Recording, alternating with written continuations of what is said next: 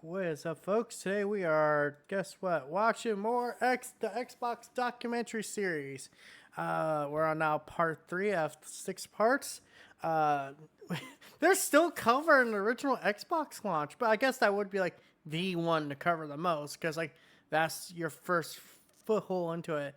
So before they are starting to get, they're prototyping this thing. It's everything's having some issues, but for the most part, they kind of have things, in the right eggs, but they're missing one key ingredient. And Bill Gates and Steve Ballmer at this point are starting to get a little bit of cold feet along with people in the Microsoft division. We literally heard the story about how they literally had to steal the Windows code and like trim it down to like the most bare minimum efforts, so they wouldn't have to actually, put like Windows Word document and all that stuff on the Xbox, like, because for some reason everyone in Microsoft thought they were going to get a cut of this, a cut into this console, but it's like it needs to be a gaming machine first before it's anything else. Kind of wish Microsoft would have learned that with the Xbox One, but let's get to part 3. I did watch a bit before, just because I was make sure my audio is working and everything. Let me find it. Let me watch it real quick. Oh God, this commercial.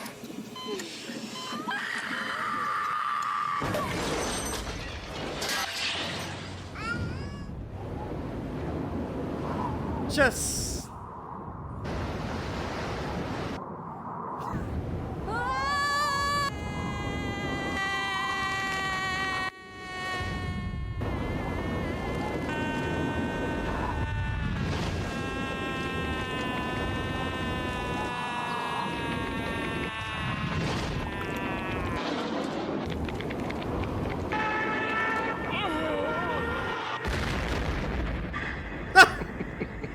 It's really good. it's really weird. I love it. I love it because it's weird. Polarizing. Yeah, and it did end up getting banned. Stations would not run the ad because Yep. it was, so shocking for people. There was tension for the company. Gotta remember though, at this time, PlayStation's commercials are a little weird too. I want to say this right now. I love those old school Ratchet and Clank commercials. One where like they're trying out the weapons from the game. Oh, I love that shit. I love it like the old school Crash Bandicoot commercials where he's literally going to Nintendo's headquarters to say, "What's up, plumber boy? Oh, you afraid of the little big bad Bandicoot, aren't you?" Like, there was a golden period where it's like commercials literally could sell you on the damn machine and you wouldn't even know what it was. But now commercials are just, hey, here's a bit of the trailer. Things got boring. But they get, cost cuts and all that stuff. Still, I wish we could go back to some of those old school days where, like, consoles and, commercials in general just had attitude. I know that sounds weird. It has attitude. But it's like, dude, but attitude's cool. Need to be doing this gaming thing because it was really different than really the image that the company was trying to cultivate. Some of the stuff like that commercial, I don't think senior leadership saw until it was done. We don't talk about Microsoft Xbox. We just talk about Xbox. Because Microsoft was good on the funding side, but bad on the branding side.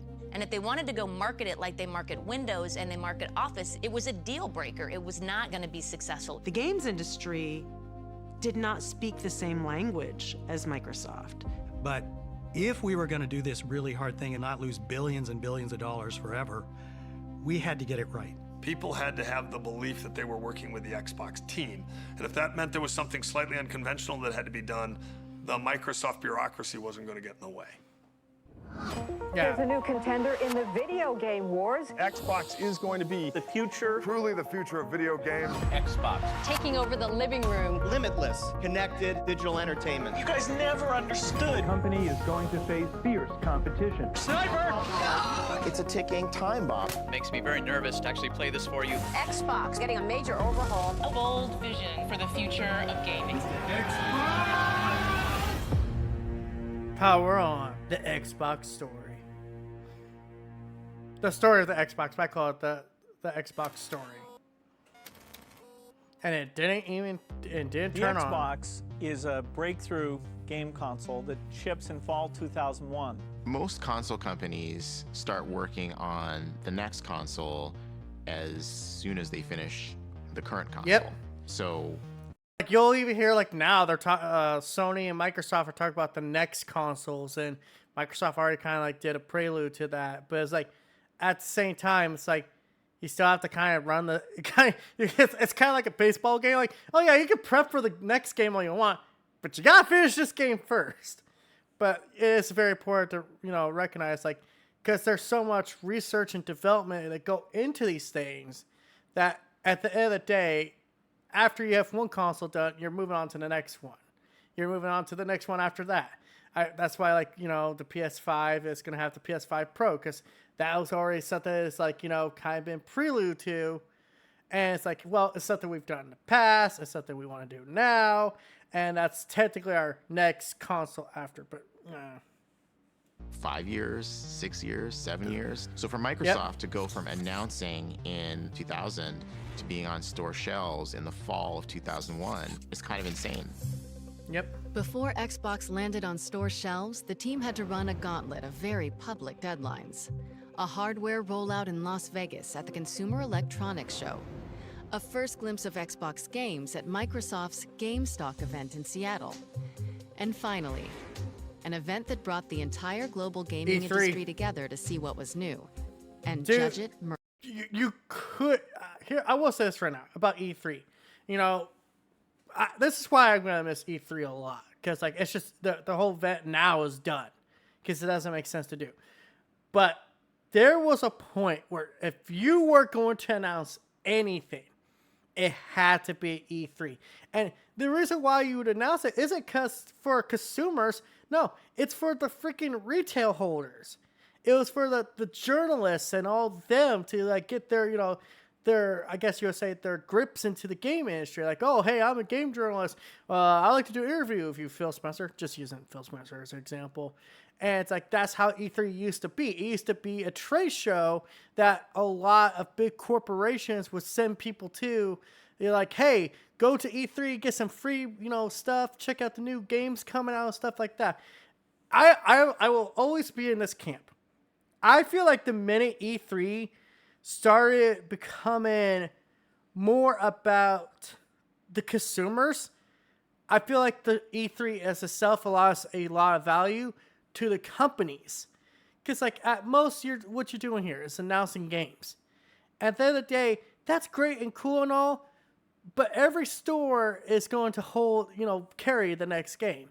Well, not so much now because, digital entertainment and everything, but it's like, I don't know what I think I really what I'm trying to say is like I think once digital became more of a thing, I think E3 lost its core. It lost why it was so special, why it was so cool to go to E3, because now it's just like, oh, you can just announce it anytime you want. I think everyone's kind of the same camp of after. I would say, what was the last E3 Sony was at? And I know that's going to sound like, Sony hold it. But, like, Sony had these presentations that were just, like, no other. I will never forget when they announced God of War 2018 in 2016. And, like, the anticipation and the Final Fantasy VII Remake trailer again and, shown and all that stuff. That stuff happened at Sony's E3. Those were the big market events. Those were like, there was a reason why more eyes were on Sony than they were on Xbox. There's a reason why more eyes were on Sony than they were on Nintendo. Don't get me wrong. Those shows were big too, but Sony was the one you were looking for, the big announcements. Like, we're talking the ones that are like you were looking forward to for years to come. Mercilessly. E3 is the biggest moment of the year for games. For Yeah, new essentially what I entrants, was it was saying. really important to show up and make a good impression. That E3 was critical for the Xbox, but a lot of what you're showing is beta software and beta hardware. Hardware that's not proven yet, So- or probably not even. Beta software if you're lucky. Remember, some of these companies came in there. Some of them came with games that never saw the day of light. I think you saw there, like Sonic Shuffle, for example. not 100% sure if Sonic Shuffle is a thing, but it's like there was games that were shown at an E3 show that never got the light of day. I remember this game specifically, and I remember this because it was at a Sony show called The Wild. This was a game where you could take control of, like, you know, animals and use them during boss fights and all that. It sounded really cool. I think a little devil inside is kind of the same, you know, prelude, and never came to light. Same thing, a little devil inside right now. It's like that never come to light. You know, sometimes you just at most guys early concept trailer too. Again, Final Fantasy VII Remake trailer. And finished. A lot of things at E3 can go wrong. Oh yeah. Adding pressure, the lead executive on Xbox development, Rick Thompson, had just left Microsoft, which meant Microsoft's mission to quickly deliver an industry-changing game console needed a new leader. The idea of finding somebody else externally didn't make sense. We had a schedule that is crazy to begin with. The project just didn't have the time for that. Nor did we think that somebody externally could sort of fit into Microsoft and make this happen. And so I concluded that it was something I needed to do. A new challenger enters. Sort of a fateful decision, because it led to the worst 18 months of my professional career. It's a hard project, but what we were doing is something that is intensely difficult. Robbie was the grown-up. Was Robbie's role. We were And a group of a bunch of guys where everyone's I'm not saying they're immature, but they're young. They have the young attitude. You got that one guy who's like, hey guys, I'm not trying to be the dad here, but we do need to get shit done. So stop ordering pizzas, stop drinking Mountain Dew, and get something done. I was like, I'm okay with this shit as long as you're productive. But if you're not productive and you're doing this shit, it becomes a problem. And I feel like every project needs that guy that just brings everyone in. Like, hey, guys, I love you. I think you guys do great work, but you got to do your job too. I'm your friend, but I'm also your boss. And if you make me, have to be your boss, you might not like what I'm going to do. A young group of kind of ragtag kids. Let's go ahead and take the cars, give them 3... What the hell's that? I got a demo to do up here. Yeah, see, this is the problem right here. What we needed more than anything else was we needed an adult in the room. I was part of Office when it was smaller, and then as it grew big. Robbie also has a sense of propriety, and I don't think we had a sense of propriety at all. The opportunity here way outpaces that opportunity. I think is very exciting. He was the one inside of Microsoft that Bill Gates trusted with all the complexity and the cost and the risk involved in doing something like this. Robbie's a good guy. People can trust him. He doesn't break his word. However, everyone who comes into games can't be prepared for what it's like. No. It's an entertainment business. The software doesn't just have to work and have the right features. It has to entertain also. This is hard. I had no clue what I was doing. I didn't play games. The business model I barely understood. We are launching an entirely new business competing against 2 established competitors in one of the largest entertainment industries in the world. I was learning something new every single day. And that meant, obviously, I failed most days, too. I think the next 6 to 8 weeks are going to be super exciting. A little challenging. I didn't think about See, that's the thing, though. I think people need to remember this in life. And this is an important life lesson. You are going to fail 100 times a day. You are going to fail at something. You're not going to finish everything, too. I think that's the other thing people need to remember. You need to set realistic expectations for yourself. Hey, I might not, for example, I'm using video games as a term here.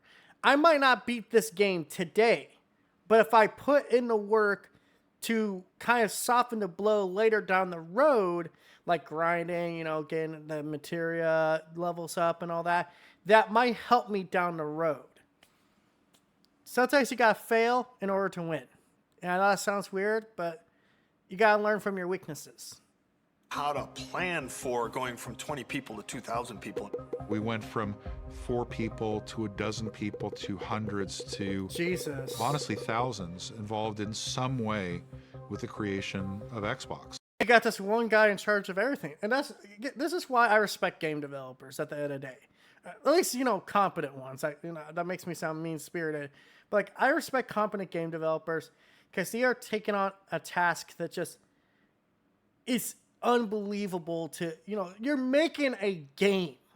You are making something that's supposed to have like this crazy amount of work put into it. And one person is in charge of everything, at least, in most environments. It's never, everyone works together kind of thing. Like should always be that one person in charge who's like, no, I'm the final say here. So you need to get your shit together or I'm willing to cut you. And this is actually worse in some ways because game development, that, everyone's got a singular goal here. But the problem with making a game console is, and, I guess you would say a brand, is there's so much to do and you have to do it so quickly. The deadline they have here is insane. We're talking about branding. We're talking about getting the fucking console made to begin with. We're talking about talking to publishers. We're talking to developers to get games for the state. All this has to be done within almost a fucking year. Like maybe a little bit more than a year, but it's like, and you have the real crush point here is E3 because you gotta have all this stuff ready for E3 because that's when all these big publishers and everyone's paying attention. And it's like, okay, if you have nothing to show us at this point, and you're supposed to have this thing out by the end of this year, you're in some serious doo-doo, especially since your competition is already got a year up on you. Their product's already out. You need to convince me to put your game on my game on your console on the faith that it will be successful against the competition that's already shown success.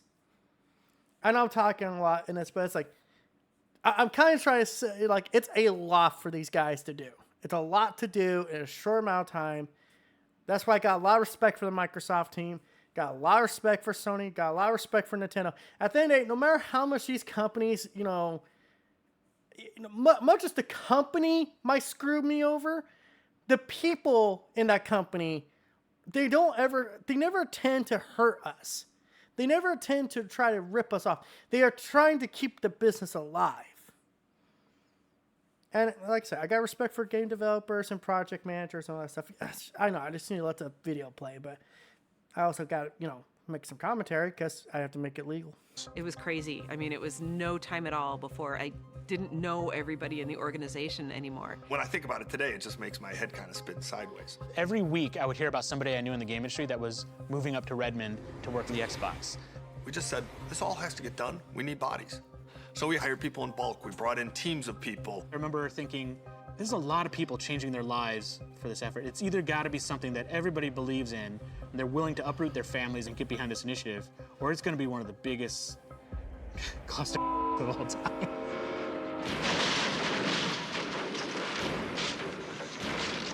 It became clear that we needed our own place because we were just going to bust at the seams. So Microsoft has this beautiful campus and all these beautiful buildings and everyone works together. We were not part of that. We went to this campus called Millennium, which was still in Redmond, but pretty far away from Microsoft. 5 miles. Part of that was we needed space, but part of it is like, we need a few miles away from main campus to get some breathing room to do something different. No, 100% agree with that. You can only grow so much in the same space that's being occupied by other bigger parts of the company. This is why I've always been a firm believer in giving people the room to grow. That's why I like what Microsoft does. That's why I like what Sony does. They let these they don't force these developers to come over to Redmond or wherever the fuck their headquarters is. It's like, no, you work where you are. You stay where you are. You're basically all you really are is you're under a bigger brand. That's all you're really doing. And we will help fund your game. Instead of, going around, trying to pitch your game to publishers, we're your publisher. We're the guys you come to ask for help. If you need help, come to us.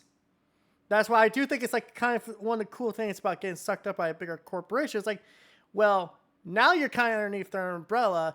Yes, the fat, you could be cut at any time if they want to, but if you keep proving your worth, they'll go to bat for you here. We were deliberately a renegade team. They were rebels inside of the Microsoft Really, empire. Star Wars reference. We were kids in our early 20s who loved video games and could not believe that Microsoft had given us jobs to go create them, and we were all kind of growing up together. The thing about games is it's Hollywood for nerds. Yep. You have your star directors, you have your Ferrari driving rendering engineers. Congratulations. And after a full day of working on making games, we would get together and play games. And there was a little bit of a weird culture of not leaving, which I think was maybe not the healthiest. No. Maybe like a college dorm room kind of vibe. Your social circle was Xbox, your family was kind of Xbox. But we all had a common purpose, a passion around games. Being able to do something very different and revolutionary was where you were getting our energy from. Because we were still young, we had moments where we were like, wait a minute, like, am I the best person to be doing this? Self-doubt. There was definitely a whole bunch of kids making decisions above their pay grade. You had a bunch of passionate people who weren't necessarily 100% the most qualified people to be doing the jobs, running as fast as they can to make this thing happen. We were young and we were naive. You know, I always call it the best funded startup ever. Me, in my 20s, you know, I had millions of dollars of budget, and there wasn't really any oversight. It was a little bit of the Wild West. You know, I had to negotiate all the components that went in, hard drives, power supplies, the circuit board. Here I am, this kid, negotiating these deals that are hundreds of millions of dollars. There were definitely some terrible decisions being made. But on the other hand, that level of freedom, you know, made Xbox happen. What resulted was sort of a weird combination of craziness and genius. My recollection of that time was being so fascinated by watching this big company around us try to wrap its brain around. If you ever want to give someone credit for Halo, here's your guy. What it meant to be an entertainment brand. We didn't have a lot of interdependencies with the rest of the company. It was Robbie, right, that had to go over to main campus and deal with Microsoft people. One day. Can you imagine going to the camp, the office, and it's like, hey man, I'm here for this meeting. Yeah, you know, Robbie, we love you and all, but we got a question. Why the fuck is there so much alcohol in the offices? We sent our secretary over there, and she found one person passed out at the front office. The fuck, Robbie? Okay, I don't think it was that bad, but it's like the way they kind of made it sound was like they were a little too young. Like, again, it's that kind of, you know, that dad analogy. Like, hey, the dad's willing to work with everyone here. Hey, I want you guys to have a cool rad time, cool, but you gotta get your work done. And you're one guy in charge of hundreds. That's a lot. Executives came to visit the studio, and one of those people who came was Bill Gates. I showed him my cinematic tools and how I wrote scripts and how I laid down cameras in the engine. Bill spent time with Marty O'Donnell, our audio director. Chief, whatever you're gonna do, make it quick. Raining aliens! Oh, Jesus, why you do this to me? The hopes of all the Covenant rest on your shoulders, Chieftain. He spent time actually watching Marty play some of the themes from Halo. Dietat. Diepat.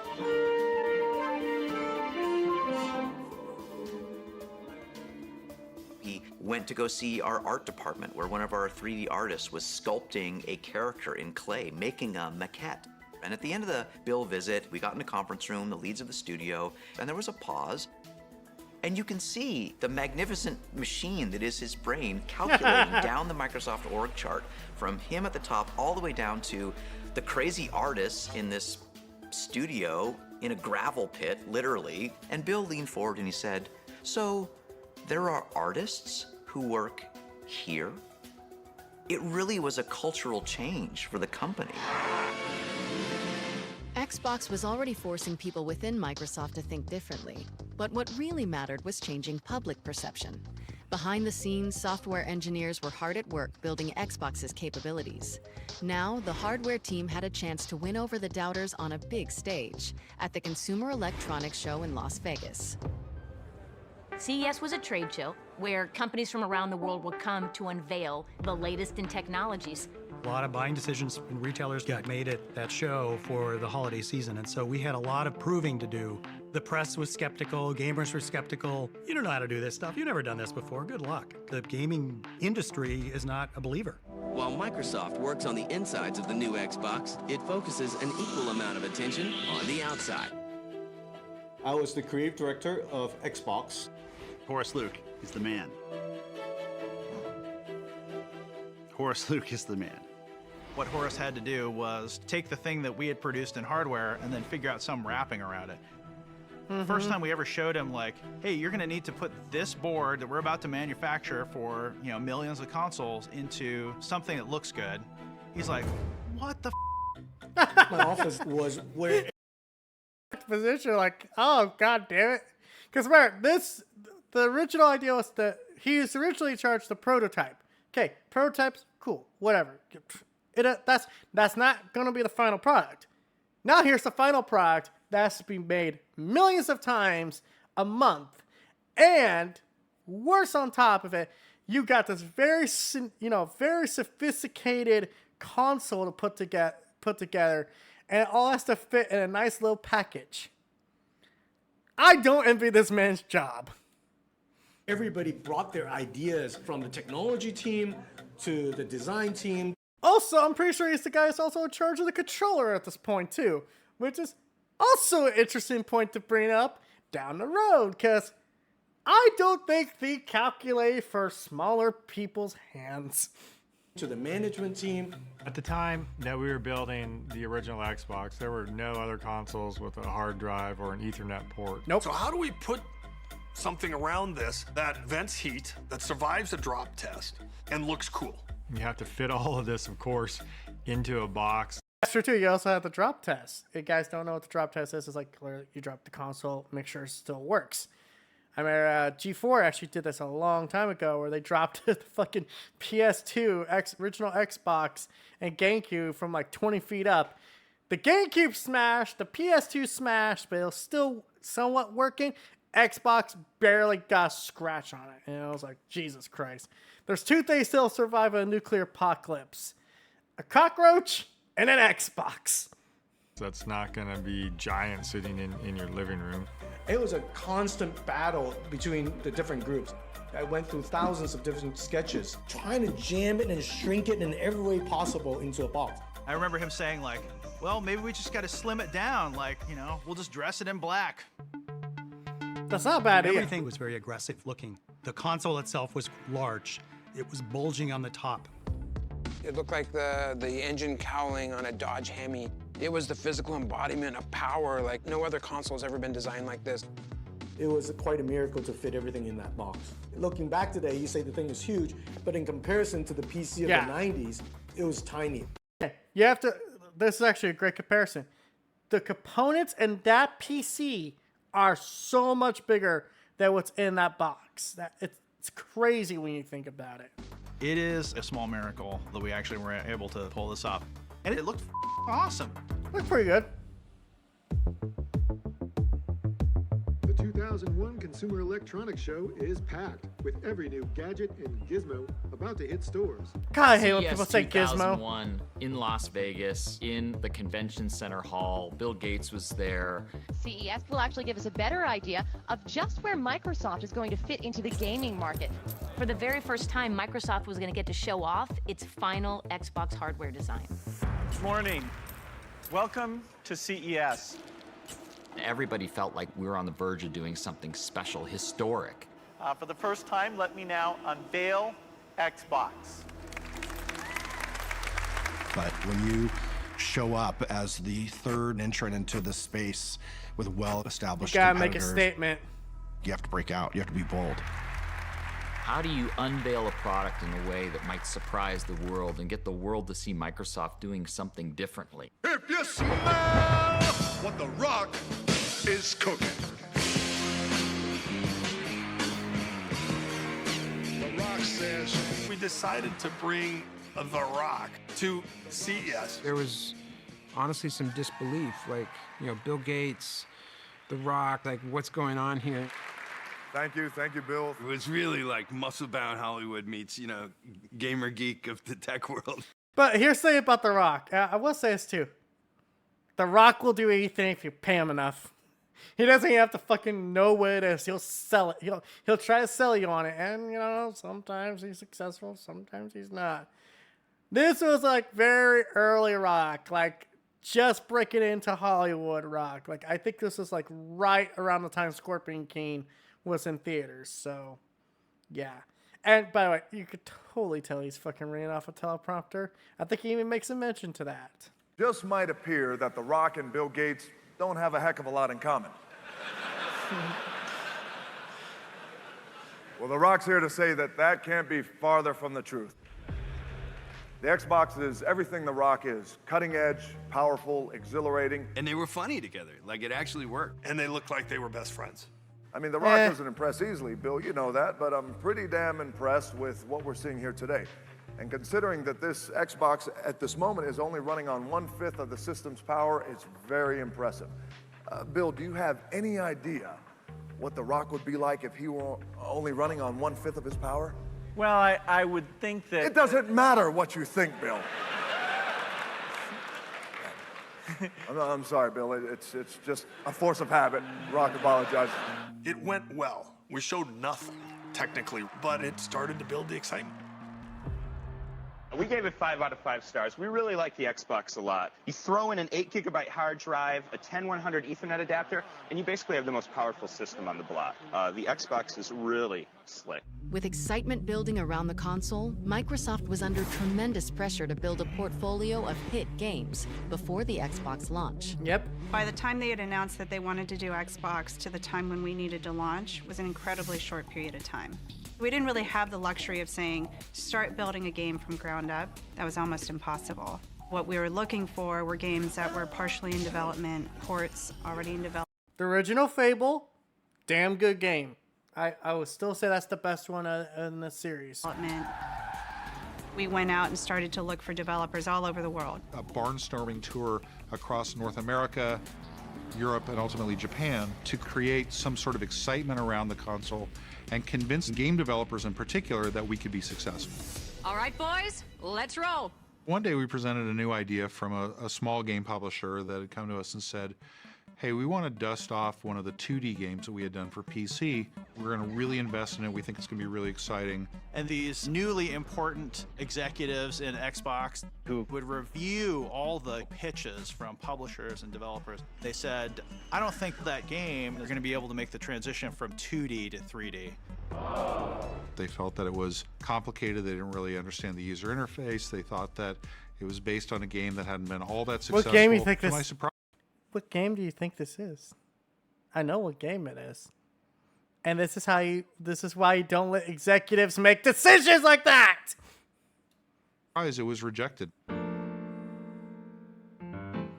And that game was called Grand Theft Auto 3. The best-selling game in the whole console generation. Okay, maybe not the best, but the highest selling. But definitely fucking up there. At least top 5, right? Like, these guys had the chance to lock this thing down as a somewhat of I could at least imagine exclusive. And they didn't.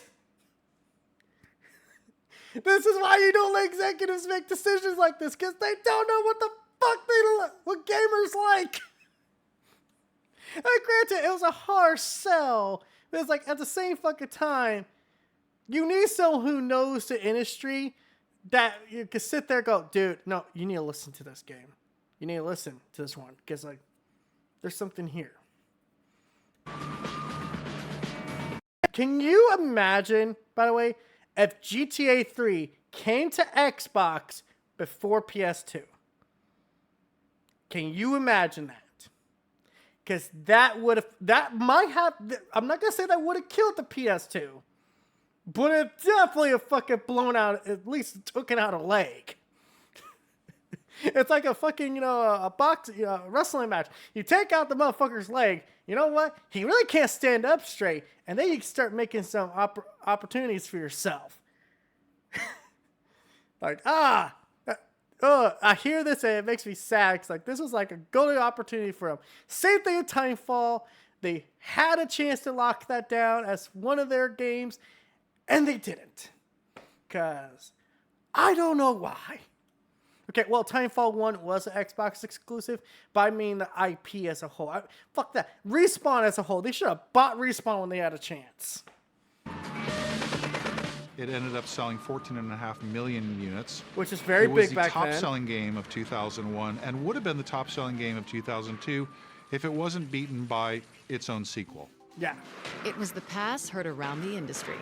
Despite seeing Grand Theft Auto 3 go to PlayStation, Microsoft was still well-positioned to attract other developers to its platform. Were they We really, needed though? a vibrant and strong third-party lineup of games that customers would love, and we wanted the industry to look at us as something that was going to be worthy of development. We wanted to have the very best games. On March 13, 2001, Microsoft put their commitment to developers on public display at their GameStock event in Seattle. Thanks and welcome to GameStock 2001. What you're seeing is a sneak peek at what's to come on Xbox. We're going to start off with a game whose vision was really just too big to fit in the PS2, so we brought it over to the Xbox.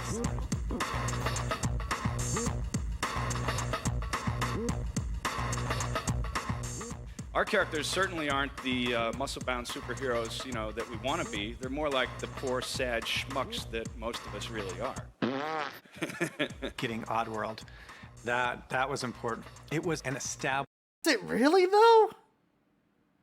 Like, dude, I'm not doubting Oddworld was a big IP, but really?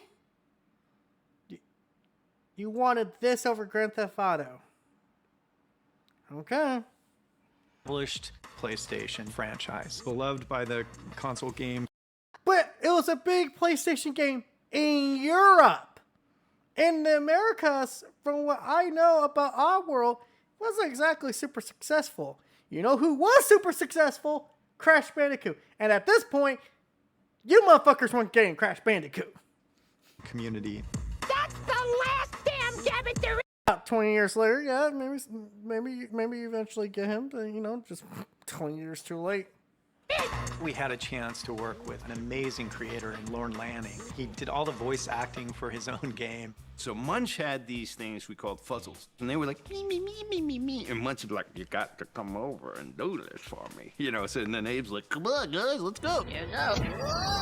And they were really vulnerable characters living in extremely dangerous worlds that you're trying to keep them alive, but when they get whacked, it's hilarious.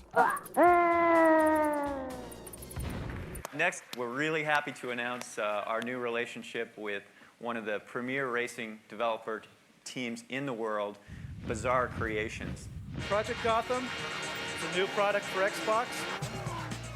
Now check out the reflections on this car. The whole environment is completely mapped to the entire surface of this vehicle. Project Gotham Racing was based on your style of driving as much as how fast you cross the finish line. For us, it was an opportunity to make this amazing, really accessible, fun, arcade racing game. It's a really important part of our launch, and that was just the beginning. Hardcore freestyle snowboarding. This is only one mountain of 7 international mountains we'll be bringing to you in AMP. That double-ended axe is pretty wicked looking, and we can tell this is a hand-to-hand fighting game. Playing a football game, you want to kick your buddy's butt so hard he's going to wear it for a helmet. And that's it for our show today. I hope you got to see everything that you wanted. Did you see everything? Yeah, this was kind of like the one thing a lot of the industry was talking about at this point. Because at this point, rumors were speculating that this little game, I don't know if anyone heard of it, I don't think it's very popular these days, called Halo, was going to get acquired by Microsoft. And originally, Halo was developed for Macintosh. So isn't it so weird to think, in a parallel world, Apple could have had Halo exclusively to whatever the fuck they make for computers. That's a crazy thought. Oh, I feel like I am forgetting something. What was it? I love it. These guys yell, Halo! Halo. Hey, how could I forget Halo? Hey everybody, so I'm Jason. I'm one of the co-founders of Bungie and the lead on Halo. Bungie was a Mac first developer. That's where they started, that's where they'd had their success with Marathon and Myth 2. But Bungie was one of Sony's biggest regrets now. also dealing with the aftermath of a catastrophe. Myth 2, one of their hottest titles, had an installer bug that could erase a user's entire hard drive. Wow. In order to fix the bug and keep the company above water and working on new games, they needed a serious cash infusion. Apparently they had this thing called Halo. I hadn't seen it yet. Some of my guys had. They had multiple games into development, but all I wanted was this new thing that they were working on. So we did a deal and bought out the company, and they started to work on Halo. That's really when true development began on what the game would be. When we were purchased, Halo was not a game. There was no real story. There was no real sense of what the gameplay tempo would be like. We knew it was powerful to control a space marine who moved fast and could jump into a sophisticated vehicle and, haul ass around this alien world. And that was it. What do you think, Jason? See it? People knew about Halo. They knew that we'd been acquired by Microsoft. They knew about Xbox. They knew we were still working on the game. That period of getting Halo from a series of prototypes to on a disc playable by an Xbox was just a mad rush to get this game done. But Halo is a series that I would say has been defined by crunch. Now, that sounds like a little controversial, but listen what he's saying here. They had to get this game from prototype all the way to final product in a very short amount of time. 2 years back then to make a game, dude, oh my God, it's a Herculean task, if there ever was one. there was this excitement that we had something special. It makes me very nervous to actually play this for you. Welcome to Halo on the Xbox.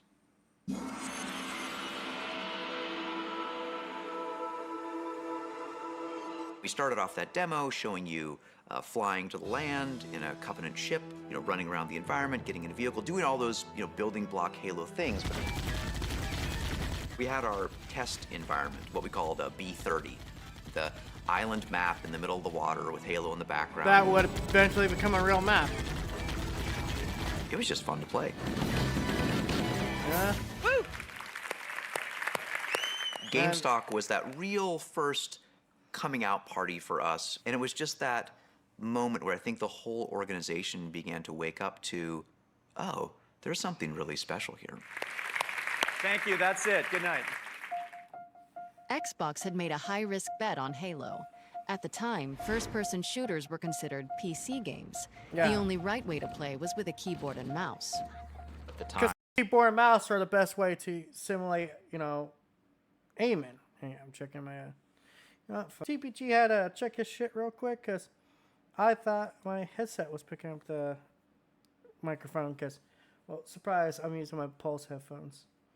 And people thought, well, how are you going to translate, mouse and keyboard game into a console game? Dual stick first-person shooters had almost never been done on a console. I remember right before the demo, Ed was very clear. He's like, hey, when you're playing, make sure that people see the controller. What we need to demonstrate is you can play a shooter with thumbsticks maneuvering around the environment. You can go back and you can look. Adamant blog posts that shooter games, like Doom, would never work with a game controller. Can people actually play a first-person shooter on a controller like this? Is the audience going to accept it? While gamers wrestled with the idea of a first-person shooter on a console, critics also keyed in on a not-so-tiny issue. I don't like the controller. Unfortunately, it's big. I think it's too big. The Duke, they call it. The Duke wasn't a small controller. It didn't feel cheap. I felt like you could kill somebody with it. You had to have gorilla hands to work with this thing. It was the industry's biggest game controller.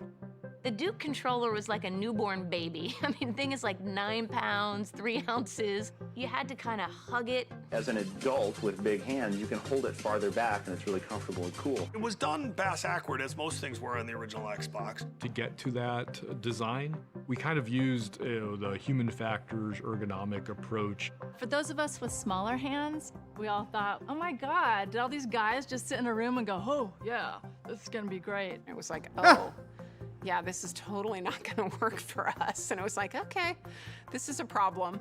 Perhaps we didn't take into account a full range of hand sizes. There's no way we could ship Duke in Japan. No. We couldn't use it there.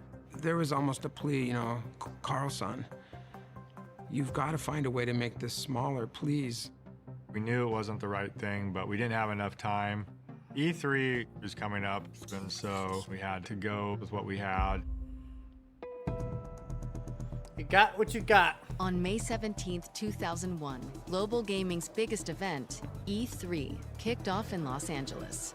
E3 is clearly the Super Bowl, the Olympics, the World Cup all rolled into one for the video game industry. For Team Xbox, it was the most important public test for their new console before a looming November launch date. We're trying to make an impression at E3, and we don't know what hardware we're going to be able to show. And are we going to try to show a lot or a little? Should we show games at all? We were heads You down. had to show games at focused on E3. having all of our games prepped for E3, and it nearly killed us. It's Broadway, it's opening night. You're going to read the reviews the next morning, and you're either hot or you're a flop. I was pretty eager to get to E3 and get hands-on with the Xbox. But your first time making hardware is painful. And what you demo and what ends up in the store shelves are often very different things. And so I was really skeptical that this Xbox is going to be ready. It's a pleasure for me to be the first to welcome you to Los Angeles for what I'm sure is going to be quite an exciting week. So it's 8 a.m. in the morning. The hardware team is like literally using duct tape to get the box done. Sony had their event the night before and a party afterwards. Yep. This was going to be our coming out party, and we now have a hungover media group at 8 o'clock in the morning coming to see Xbox. That is not where you want to be. We've made Xbox a reality. I can't turn it down over there. I'm a little hungover. Oh, wait, you're showing your new console? Ain't never gonna take off. Halo game's gonna flop, says the drunk guy who wasn't even at the party last night. And you can see here, if I slide this down, Xbox itself. Now live and ready to go. I walk out on stage and I do my first line. And in fact, if I press this little button here on the front, and then I, hit the magic button that's supposed to start the Xbox. you'll see Xbox will actually start up. We can bring that video up. Uh-oh! We can bring that video up. And nothing happens. Uh-oh. Nothing happened. Oh, that's the If we could bring worst. the video up, Xbox would be live and starting and running. I didn't know what to do, so I just went on. So it's with great confidence that on November the 8th, in the North American market, you'll be able to go into retail stores. In less than a year's time, you're going to release this thing into the wild, and people are going to be able to play it, and you're going to love it. But the damn thing's already It started! was a devastating moment. As the hardware planner, my heart just sank. And you'll be able to get a box just like this with Xbox in it. It was awkward. A disaster. A legendary sort of press conference snafu. We had to convince the press very quickly that we had. Yeah, see, right there. You're off to a very bad foot. Hey, we can't even get the fucking one that we're showing on stage right now to work. I'm going to try and pitch to you to buy one. Oh, yeah. I feel sorry for this guy. I do. That's got to be the worst feeling in the world. Man, we worked our ass off to get to this point.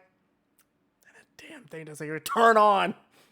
Had a box that worked, and we needed to get their hands on these games as quickly as we possibly could so we could wash away that moment that we had on stage. We're very excited about that. But the disasters kept rolling. Oh, yeah. The Xbox wasn't done yet. The graphics hardware that they were running on was running about half the speed of what we expected the final product to be at. Basically, I'm making excuses for it was slow. It was a very slow machine. Microsoft had never had a meaningful presence at E3 before.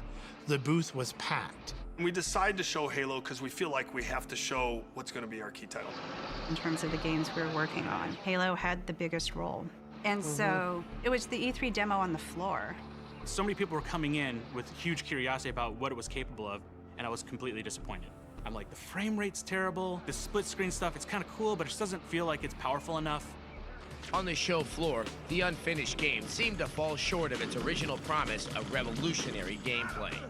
So now you have a bad launch event, and the key title that's going to carry the day looks bad, and people start to think we're crazy. Has Shortly an Xbox thereafter, cross-sell. E3, Peter Moore, he's at Sega, and he says, hey, I want to give you our feedback from E3. That E3 Oh, was no. critical for Sega to stay alive. In February of 2001, Sega made the decision to discontinue the Dreamcast and focus exclusively on software. Part of that transition included a huge bet to focus on making games for Xbox. But a disastrous showing at E3 from Microsoft meant danger for Sega. As we were moving from being a first party to a classic third party publisher, we absolutely needed somebody like a Microsoft to get us through. Hey, we just failed to get our last console up and running, so you guys want help? Please? This is like a very coincidental series happening. Sega's having their problems, they're about to fold, and they're like, hey, Microsoft, we kind of want to help you, so do you want help? Microsoft's having this bad E3 that just puts a sour taste in everyone's mouth, that they need all the help they can get. So it's like, yeah, we could use it. And to their credit, Microsoft here is recognizing there's a problem, and they're going to fix it. And I argue they got probably one of the most, I would say, revolutionary games that ever came out. And it wasn't even Halo. This difficult period. And so Peter comes up to me. He looks at me and says, well, here's our feedback. Retailers aren't going to stock you, developers aren't going to develop for you, and consumers think the product's not very good and it's too expensive. Just kill him already! I took it very personally. I'm the leader of the team. It's my responsibility. It's my obligation. Just and kill him. I felt like I failed. You didn't. This is my resignation letter to my boss, Rick Paluzzo. I wrote this on Friday, May 25th, 2001 at 2:02 a.m. It starts off, my status on Xbox, importance high. This is not going to be an easy email to write, and frankly, I've postponed doing it several times. The short summary is that my direct involvement in Xbox needs to end, and sooner than either of us would like. I think this is both in my best interest and the best interest of Microsoft. But Bill Gates and Microsoft CEO Steve Ballmer did not accept Robbie's resignation. They just encouraged me to get it done and said, you've done a great job, keep at it, we're with you. I mean, there wasn't much more they could say, right? There's no advice they could give me. They were too far away to say, hey, go do this. The only person who could figure that out was me. I never told anybody on the team. Rick and Steve and Bill. They're the only people that ever knew. That gives you the sense how personally challenging it was for a person who hates losing. Yeah. Electronic Arts, it's one of the biggest game makers in the world, and its CEO, Larry Probst, was quoted in the Financial Times as saying this, that Microsoft has a lot to do over the next few months. They are on a death march now. I don't think anybody had an easy ride to launch. All we're thinking about is getting the device done so that we can make launch date. If you didn't have console units on retail shelves for a holiday, you missed a year. That holiday was vital. Yeah. At this point, it's crunch time now. I mean, this whole time it's been crunch before, but it was kind of more of a relaxed crunch. Now it's like after E3, it's all gun ho. You gotta get this shit done. Gotta get it done. But you gotta get it done to the point that it still works. There were A lot of late nights. We were trying to engineer and design something that we'd never done before. We're building the technology, we're building the hardware inside. The Xbox circuit board is about yay big. It had probably in the order of 800 parts. Parts of the Xbox were coming from all over the world. Like Hungary and Mexico. You know, there were people who went and lived in China in a hotel room for weeks on end. We would be flying back and forth with hard drives to get stuff back to test.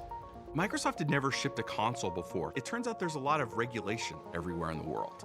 You had to be certified by the right agency and approved. Their approval took longer than we expected. Parts wound up getting delayed from suppliers. It was every day, come into the office, see a fire, try to put the fire out. We were tracking the hardware, tracking the components, tracking our launch dates at such an accelerated pace. It was chaotic. Chaos, total chaos. People themselves were doing Herculean things. We would sleep at the office. This was all happening in real time. It had just never been done before.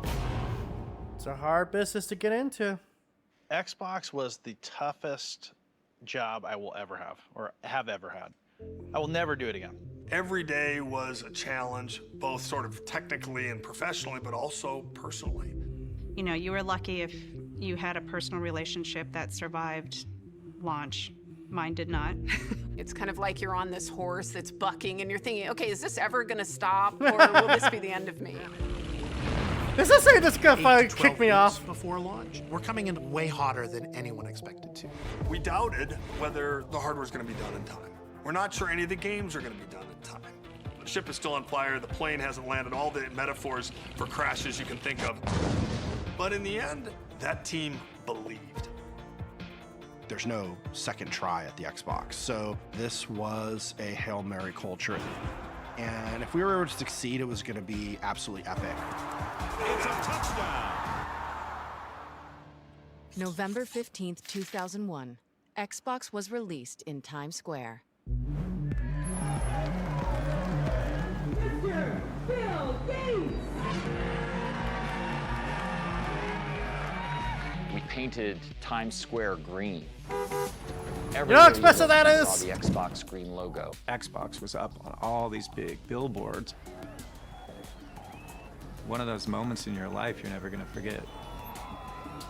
Here we are, a huge line of gamers down the street waiting to buy this Xbox. 20 years old, first time going to the city alone. I get on a bus and I show up in Times Square. I go straight to the new Toys R Us and I'm looking for the line. I'm prepared to stay there all day.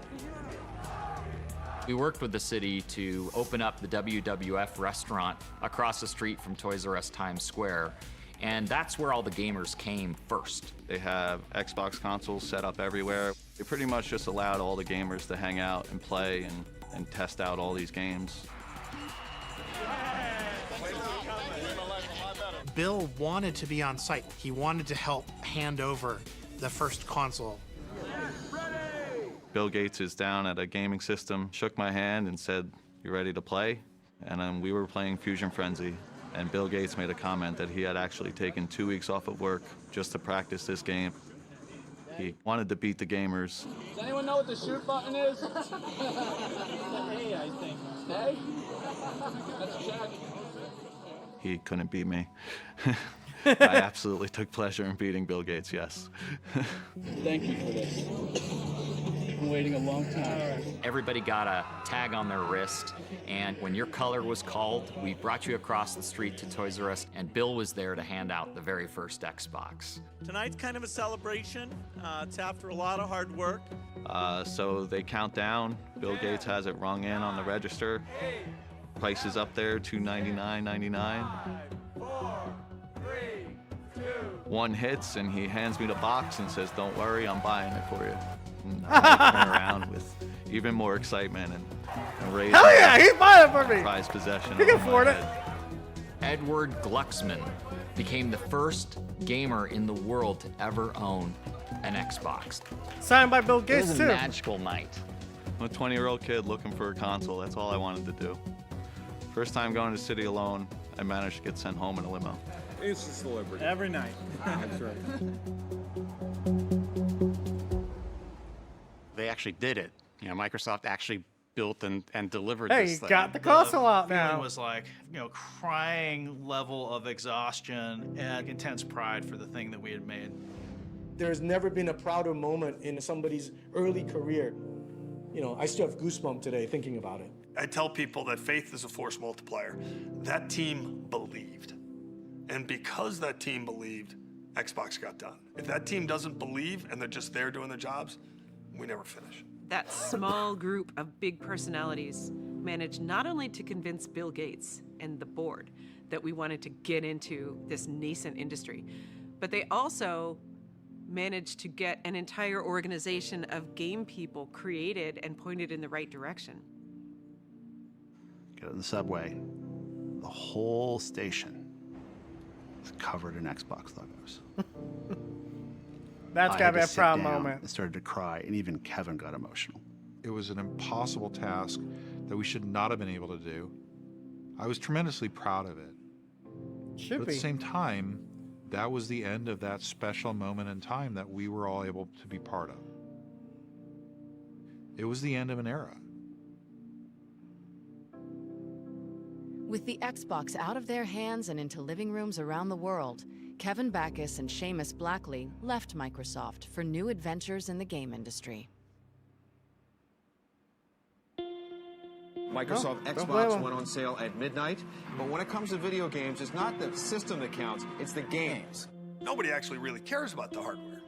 All they care about is the content. To be successful, you have to give the gamers that platform-defining title. That you had to go Halo out and buy was an it. Xbox if you wanted to play. Halo was like this gem, like this was going to be the diamond we offered up at Xbox launch. But remember, Halo showed up at E3, 6 months before the game was supposed to launch with pretty serious frame rate issues.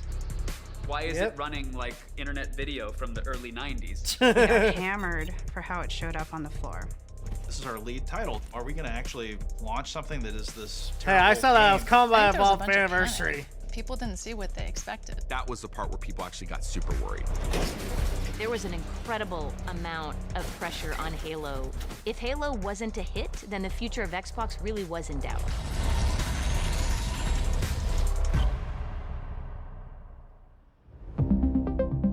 Yep. Well, goddamn, I thought this was the one where they covered Halo, but I was wrong. Well, I guess I was kind of checking. But yeah,